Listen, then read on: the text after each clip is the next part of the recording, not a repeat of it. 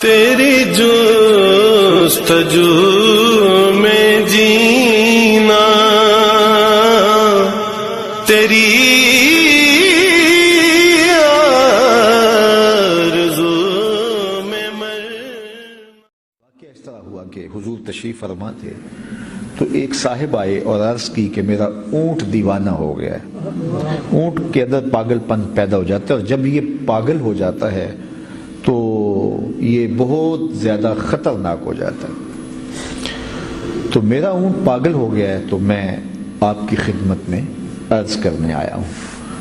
اچھا، میرے پاس آج تک کوئی نہیں آیا کہ میری بھینس پاگل ہو گئی ہے، میرا بیل پاگل ہو گیا ہے، میرا جو ہے وہ فلاں جانور جو ہے وہ مجھے مارتا ہے، وہ بکرے بھی مارتے ہوتے۔ آج تک میری عمر 26 سال سروس میں گزر گئی ہے، تو مجھے آج تک کسی نے پوچھا۔ اس لیے نہیں پوچھا کہ سب کو پتا ہے کہ یہ مولوی صاحب ہیں، ان کا ان چیزوں سے کیا تعلق، لیکن حضور سے آ کے کہتے ہیں ہمارا اونٹ پاگل ہو گیا۔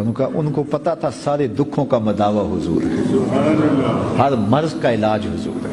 تو حضور کی خدمت میں حاضر ہوئے کہ حضور میرا اونٹ پاگل ہو گیا، تو فرمایا چلو میں تمہارے ساتھ چلتا ہوں۔ حضور نے یہ نہیں کہا کہ مجھے کیا پتا اور میں کیوں تمہارے اونٹ کے معاملے میں آؤں۔ مجھے بعض لوگ کچھ ایسے مشاورت ایسی بھی مانگتے ہیں جو میرے شعبے سے متعلق نہیں ہوتی ہے، تو میں کہتا ہوں میں آپ کے لیے دعا کر سکتا ہوں، باقی یہ آپ بہتر سمجھتے ہیں، تو اللہ آپ کے لیے خیر کرے، استخارہ کر لیں، یہ کر لیں۔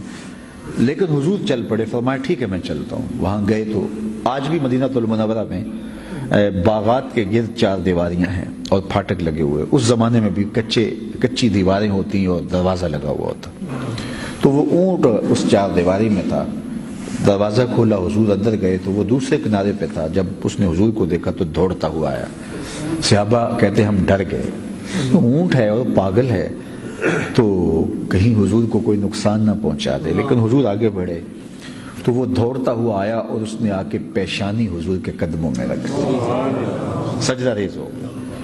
جب اس منظر کو دیکھا تو پھر صحابہ کے جذبات جو ہیں وہ بے قابو ہو گئے۔ انہوں نے جو لفظ کہے وہ کتب حدیث میں موجود ہیں، نحن احق ان نسجد للنبی صلی اللہ علیہ وسلم۔ انہوں نے عرض کی یا رسول اللہ، یہ اونٹ ہو کے جانتا ہے آپ کو اور قدموں میں سجدہ ریز ہے، ہم تو انسان ہیں، تو کیا ہم آپ کو سجدہ نہ کریں؟ ہمیں تو زیادہ حق پہنچتا ہے کہ ہم آپ کو سجدہ کریں۔ نحن احق کو، ہم زیادہ حق رکھتے ہیں ان نسجد للنبی صلی اللہ علیہ وسلم کہ حضور کو آپ کو ہم سجدہ کریں۔ تو جب حضور نے صحابہ کی اس بات کو سنا تو حضور نے ارشاد فرمایا میری شریعت میں سجدہ حرام کر دیا گیا ہے۔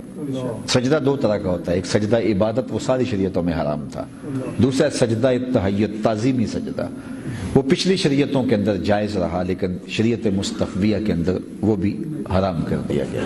تو کہا میری شریعت میں سجدہ حرام کر دیا گیا، اور اگر جائز ہوتا تو میں بیوی کو حکم دیتا کہ وہ شوہر کو سجدہ کرے۔ اب اگر یہ بات بیوی سمجھ لے کہ شوہر کے حقوق کتنے ہیں تو کبھی بھی ماں بین زوجین تفاوت پیدا نہ ہو اور معاملے طلاق تک نہ پہنچے۔